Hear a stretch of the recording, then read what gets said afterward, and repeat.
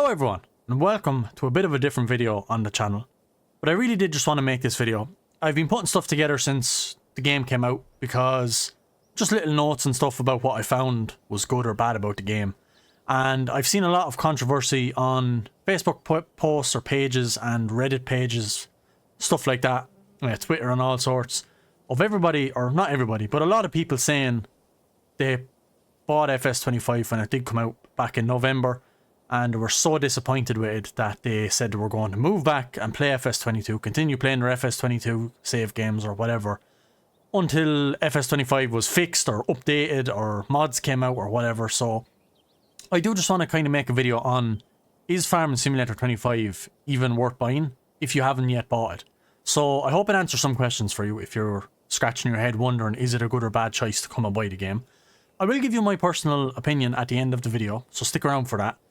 And I have about 1,000 hours or a little bit more on FS22, and so far on FS25 I have just over 100 hours of playtime. So like I said, since I've been playing my Let's Play on Hutan Pantai, I have been jotting down notes of what I found different or what have been good or bad about this game. So first things first, I'm not going to be mentioning any mods or any DLCs. This is base game vanilla FS25 is what I'm going to run all my facts off or whatever. So we're going to keep it that way because that's the way everyone bought it back on the 12th of November. So I have some good things written down and I have some bad things written down. So first things first, say the good things first, what I'm going to go first. These can be improvements on FS22 or just completely new features. So I wanted to go audio first. Sound. There are a couple of new sound. There is only kind of two that I wanted to kind of really point out. If you're driving a trailer like this with nothing in it, the trailer actually does bang and make noise like a hollow trailer. Now I know that is a very minute detail, but it's those small aspects of those little things that make you more immersive. Especially with me, I have a steering wheel and a Trustmaster farm stick, so it really does immerse you into the game that bit more when you hear those kind of noises. I can jump into the case, hook it up, and fly up the road. I will demonstrate the little bit of banging for you if you want to hear what that's like.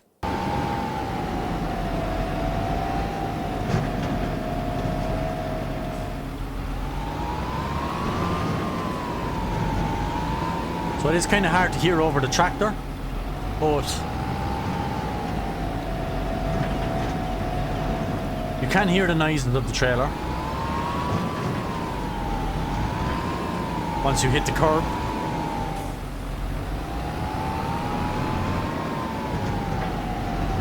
You can hear like the hollowness of it. Now, I do understand that it's very, very minute, but again, it's just those features that do really make it immersive. Also, the other thing was pallet forks. If you've noticed, they kind of make a noise now.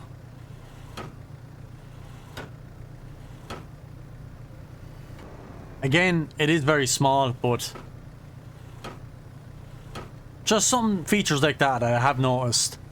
Overall, the sound of the tractors and stuff is way better, in my opinion. So they're just kind of two very small sound things. Now the visuals is where it gets much more better, should I say. So much more of a pro for the game. So overall, the sounds, yeah, you might be like, oh, that doesn't really bother me, I couldn't care less about those sounds. That's fair enough. The visuals though I do want to get into. For starts, the weather, completely way different than FS22.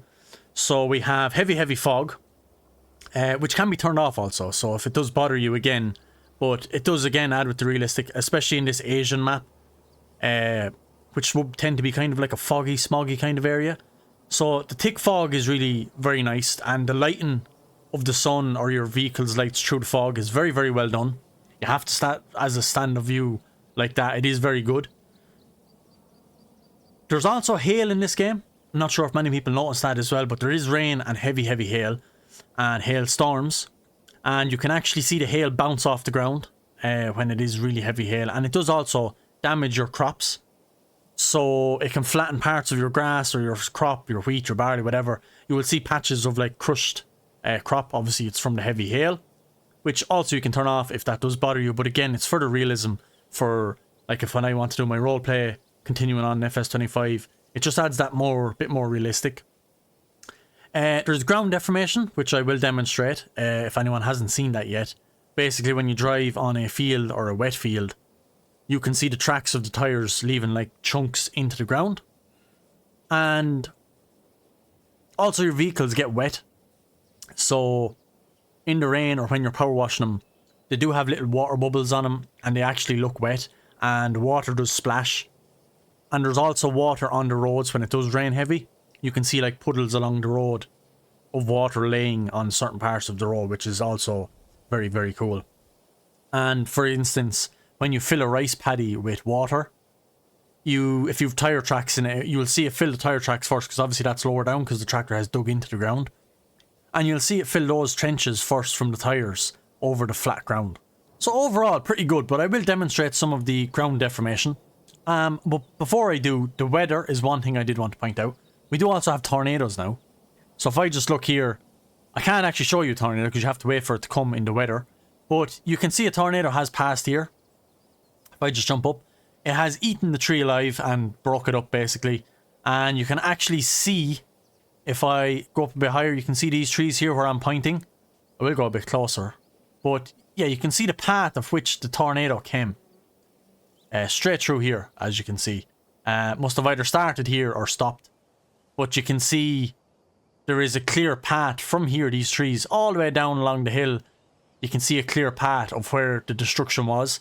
And that destruction also goes into fields. So if the tornado ends up going through your field, which you can kind of see here. Yeah, you can kind of see along here where the edge of the tornado must have been. Along here. And the same here. It does destroy the crops. And then these are like the flat patches from hail. You can see the patches all over it after a hailstorm. So yeah, can get quite annoying, don't get me wrong. But it is a feature you can turn on or off, crop damage from weather. So yeah, not too bad. So I will go and show you some ground deformation. So we're in this vent. And as you can see, we are leaving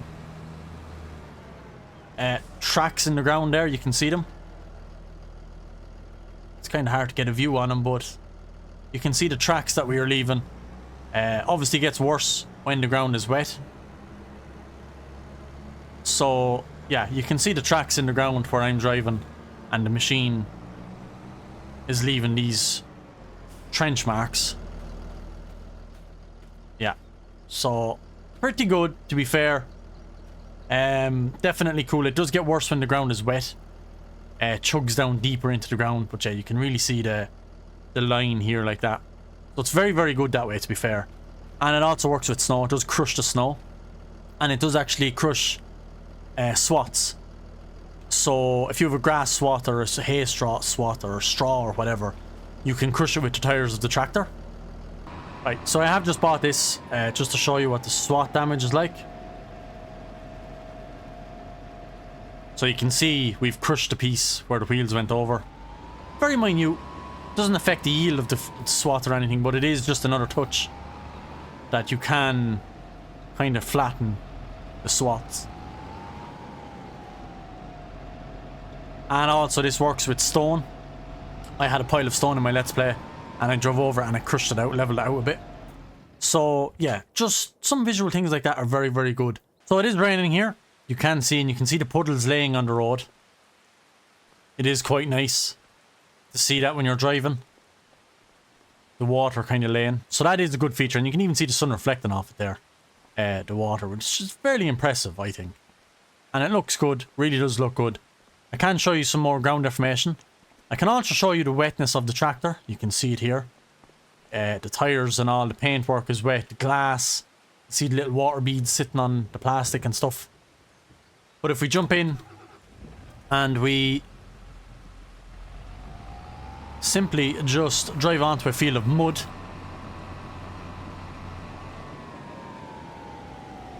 you can see the tracks are a lot more defined from the mud being soft. And the mud does gather in the tires. You can see, look, it's caked in between the grooves. And the more you drive and the wetter it is, the more mud that cakes in. So yeah, you can see they're really, really caked up. of mud and muck all along the tires, caked in between the treads. So that does wear away as you drive on the road or whatever. So yeah, look, it's really just caked on there. It looks really good, to be fair. It definitely just adds that bit more realism of muck and dirt. So yeah, definitely a cool thing that they've added in there. Some other stuff then, other than visuals, is I'll name out just some of the other things I have. So animals, AI, and then the UI. And then I have another few things of props and stuff. So without taking up too much time, animals then, dynamic pastures is much better. It's fantastic. And for anyone that doesn't know what a dynamic pasture is, let me just show you. So if we do own this field, I own every field, but we can put down we'll start with a cow pasture. We'll go with this one. And we will face it here. And as you can see, the little fence out the front is yay big, such a size. So if I plant this down, do you want to customize the fence for the cow barn? You click no, you're just going to get this square here. And you can hold 50 cows by the looks of it over here. But if you click yes, you will now have no fence. It's connected to your mouse or your cursor. So you can come out, say to here, and you can come down to here if you want, and over, and just say there's a tree. You can come as far as the tree, you can jut in, you can make this whatever shape you want. It really doesn't matter as long as your money is there to do so. And as you can see, the pasture has been taken over where I marked with the fence. And it can be any shape you like, or it can be just round or square or whatever suits your land if you're building near a cliff or a forest or whatever. So yeah, it is quite good. And the bigger you make this, the more cows you have. So you are kind of rewarded for your... Whoa. So I can hold 113 cows in this cow barn with that size pasture. And the bigger you go, the more you hold, but the bigger it costs to edit the size of this. And I'm not sure, I don't think you can edit this once you put it down. You can't make it bigger or can't make it smaller. I think once you put it down, that's it.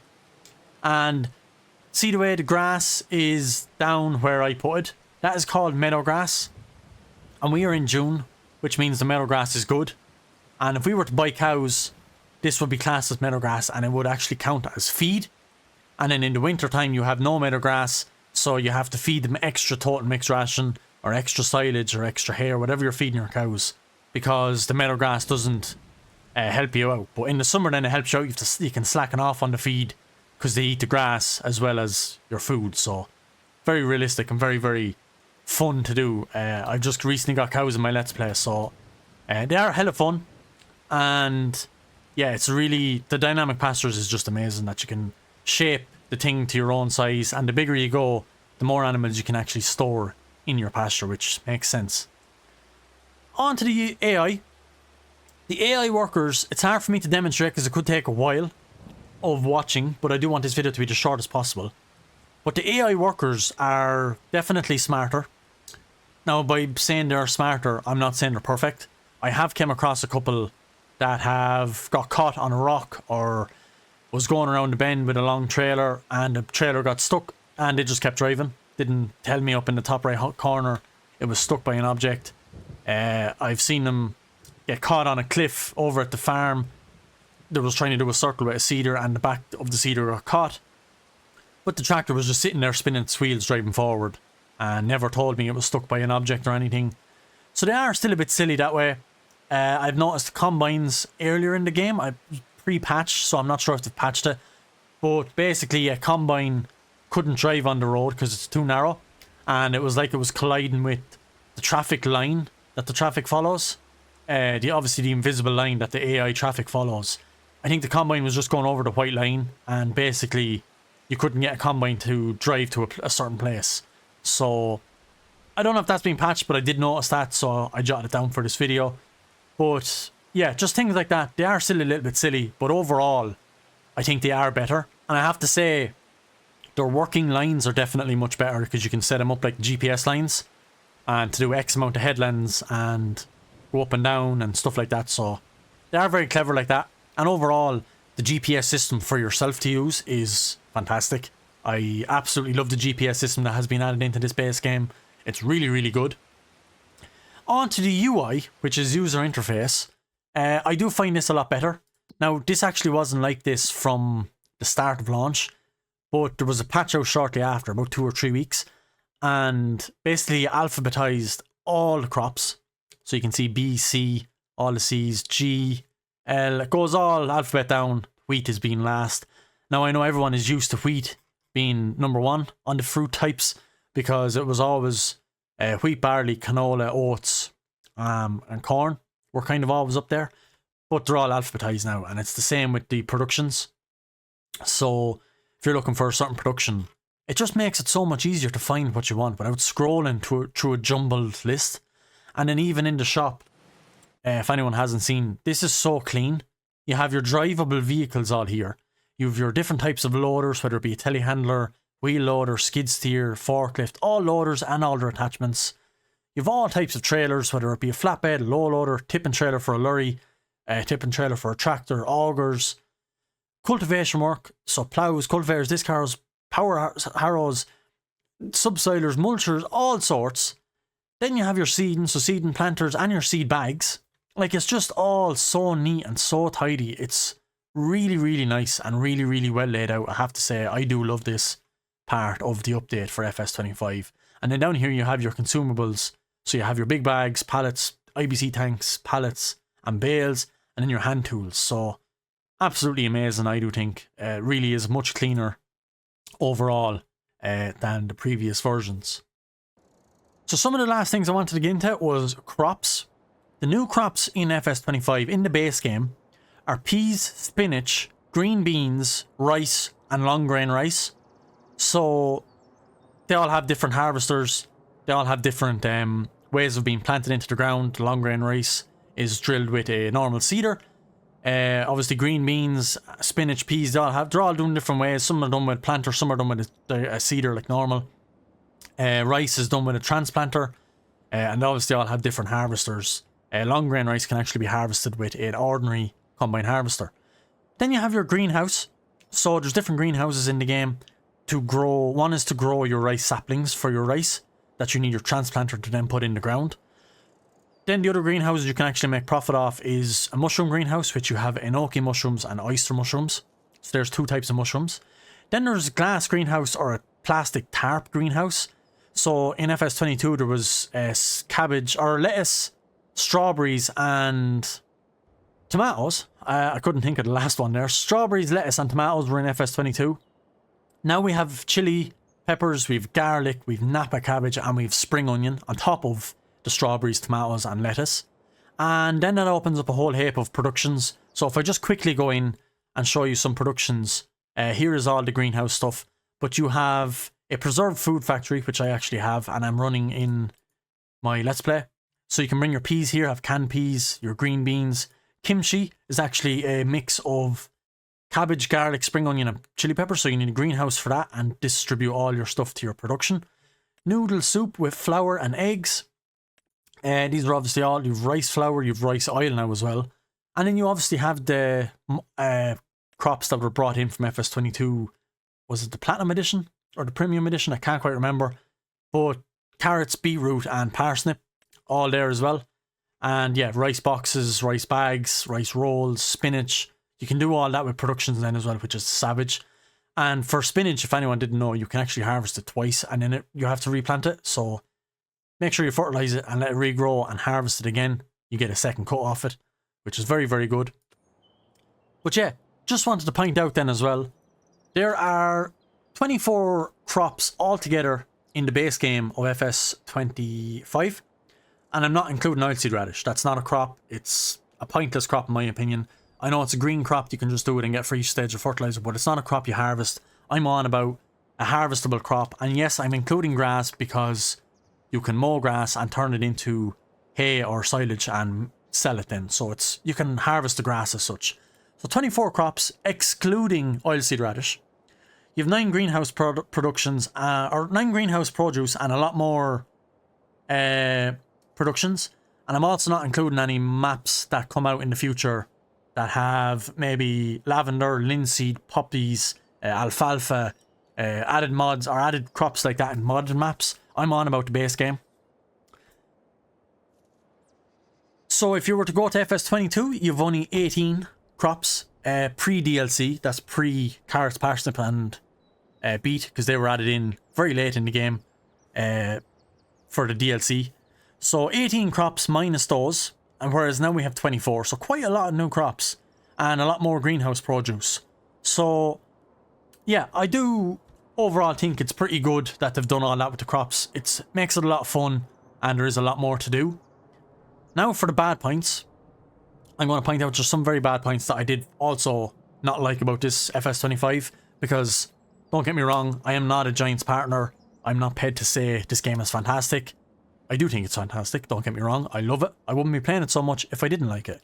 But it does have bad points, and I'm going to point some of them out that I thought. Most of the textures in the game look the same. So whether it be straw, whether it be the tractors, whether it be the foliage, the tarmac, it all just does look like FS22. Like if I was standing here, you wouldn't tell if it was FS25 or, well, apart from the muck on the tires, of course. But yeah, you get me. You wouldn't tell the difference. It does look the same. The grass looks the same pretty much. The straw, swats, the bales, they all look pretty much the same. So that's one thing I didn't like. But I mean, I don't know how much you can improve that and change it, and if there's any point in making the grass look different in every single farming simulator that comes out. I'm not saying they should be changed, but if you're looking at it as a bad point, everything does kind of look the same, but it's still looking good. Other than that, then some items catch the ground. I have noticed mowers or headers on the combines, anything that skids along the ground. I did notice a couple of times with the base game Massey Ferguson harvester, it was catching the ground, the header, and it would like bunny hop the harvester. And I was actually mowing that grass field over there for another video with this Steyr tractor, and I had the Samaz mowers, and they were doing the same. They would like be mowing fine, and then they'd just like catch something like as if it was a rock or a tree stump, but there's obviously nothing there, and it would just like jump the tractor and miss the grass and stuff. So it's like as if the ground isn't level or something. I don't know, but I did notice that, and I've noticed it in other YouTubers' videos too. To be fair, the two starting maps are quite good. I do like the two starting maps, so that could be a good point if you wanted to consider that. I do love this Hutan Pantai map. I think it's fantastic. I just love the Asian style of it. And I do like the American Riverbend Springs. I'm not fond on American maps, but Riverbend Springs is good. Also, a bad thing about that is rice. As good as it is to do in this Asian map, I do like doing it, and I am doing it in my Let's Play if you've been watching. But I just don't see the longevity in a crop like rice, for me anyway, and I could see it for a lot of other British or Irish content creators on Farming Simulator. Just because, yeah, it's fun to do rice now. I'm on an Asian map, of course I'm going to do it. But the majority of my maps I will be playing after Hutan Pantai will be Irish or English maps. I might play an odd European map, or I might play an odd American map maybe, but yeah, they're going to be, you don't grow rice as such there. The main rice growing countries in Europe anyway is France, Italy, Spain and Portugal. Italy is actually the #1 rice distributor in Europe, which there's not many maps in Europe that are in Italy. They're more Eastern European, like Germany, Poland, that kind of side of Europe is where the maps tend to be from if they're a European map, not Italy.